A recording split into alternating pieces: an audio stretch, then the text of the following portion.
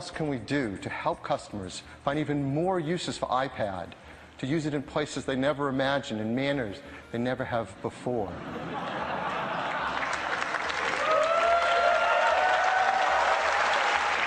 I think we can tell by your excitement you know what this is. This is iPad mini. And what can you do with an iPad mini that you can't already do with the amazing 4th generation iPad? Well, this. You can hold it in one hand. Now, this just isn't a shrunken down iPad. It's an entirely new design with a beautiful aluminum glass enclosure where every detail is finely crafted and made, just exquisite. And the process by which they're manufactured are at a level of tolerances unseen in our industry. There is nothing as amazing as this. This incredibly thin and beautiful iPad mini. Beautiful from every angle, incredibly thin and light. Would you like to see one in person?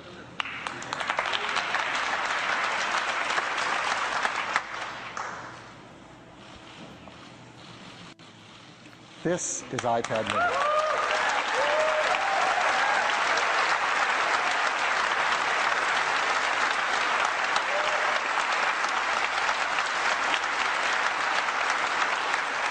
How thin that is. Amazing. Here, let me tell you a lot more about it. So this iPad mini is just 7.2 millimeters thin. That's about a quarter thinner than the 4th generation iPad. To put it in context, it's as thin as a pencil. That's thin. It weighs just 0.68 pounds. That's over 50% lighter than the previous iPad, 4th generation. So in context, what could you compare that to? It's as light as a pad of paper. We were going to say a book, but books are much heavier. So we came out with a pad of paper. It comes in black and white, the white with silver, the black with a slate back. It's beautiful on both sides. I think one of the biggest questions people wonder is, what screen size did we pick and why? And the team worked really hard thinking about this. We want an iPad that's capable of running all that amazing software written for iPad without developers having to do any work. We want it to be smaller such that it could be thinner and lighter, as you can see, but not so small that it stops being incredibly usable, because the iPad is the most usable of all these devices. So let's look at it side by side. Here's current iPad 2 next to the iPad mini. The iPad 2 is 9.7 inches on the diagonal, iPad mini 7.9. So that's easy to remember, right? 9.7, 7.9. And the pixels are even easier to remember because they're exactly the same. The original iPad, the iPad 2 are 1024 by 768. And the new iPad mini is 1024 by 768. That means all of the software created for iPad all works on the iPad mini, unchanged. And it's great to use in both the portrait and landscape position, which our customers love to use it in both manners. So it's great for reading your email and responding to your email and surfing the web. It's great for managing all your photos and sharing them with friends and family. It's fantastic for kicking back and reading a magazine or a book on. It is amazing to sit there and hold it and do a FaceTime HD phone call on something so thin and light. It's great for all of your iWork applications, Keynote, Pages, Numbers. It's fantastic for all the iLife applications, iPhoto, iMovie, GarageBand. I mean, it is so much fun to sit there and play multi-touch software instruments in GarageBand on this thin and light iPad.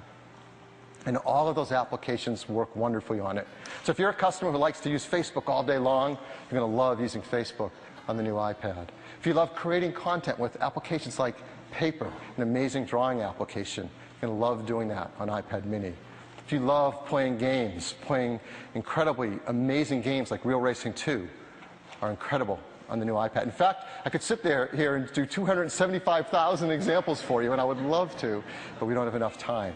They work amazing on iPad mini. No one else can say that with their tablets. In fact, others have tried to make tablets small on the iPad, and they've failed miserably. These are not great experiences. Well, why? Let me give you an example. So here we have iPad mini on the right and an Android tablet on the left. This is the latest, greatest, most favored, reviewed new device. So let's compare them. Well, first, let's just look at the bezels around the display. Ours, the iPad mini, is made of aluminum, and we've worked hard to make it thin so it's comfortable to hold and use with one hand. Theirs is made of plastic, it's thicker. In fact, the entire product, that Android product, is thicker and heavier than iPad mini, even though it has a smaller display. So let's look at those displays. On the diagonal, theirs is 7 inches, the iPad mini is 7.9. That doesn't sound like a lot more, does it? Well, that's on the diagonal. The actual area of the display, 21.9 square inches for the Android tablet, 29.6 for the iPad mini. The iPad mini is actually over a third larger display area, 35%. That's a huge difference. And it doesn't stop there. What's the number one thing people do on their iPads? Surf the web. We love to surf the web on our iPads. So here's surfing the web. This is a popular museum, the Guggenheim Museum, and visiting it in both browsers. But you can see there's things around the browser. There's tabs. Android has some software controls on the bottom of the display. So let's remove all that noise and just look at the web pages. You can see a huge difference. The iPad mini, it's about 50% larger for surfing the web, holding it in your portrait orientation. That is a gigantic difference. Yet the iPad mini is thinner and lighter. As I said, many customers also like to use it in the landscape orientation. So let's turn them sideways. Let's remove all the noise around it. Here's your web pages. The iPad mini is 2/3 larger to surf the web. There is a gigantic difference in these products. And it doesn't stop there. There's all those third-party applications. As Tim told you, we have these amazing applications for iPad users. And we've learned, we have over 700,000 applications that can run an iPad, but customers love the ones written for iPad, designed for that screen. Over 275,000 of them. What does the other platform have? They have phone applications stretched up, not tablet applications. So for example, if you like to hang with your friends in Yelp, you get a great experience on iPad mini, you get a scaled-up phone experience on that other product. There's a big difference. If you like to shop on eBay, a huge difference between what you can do on an iPad and on these other products. If you like to listen to music in Pandora, the differences are night and day. If you like to go search for videos to watch in Vimeo, a great experience, a not great experience. If you like to plan your trip on TripAdvisor, an incredible experience on iPad mini, well, you know, right? So we could go on and on.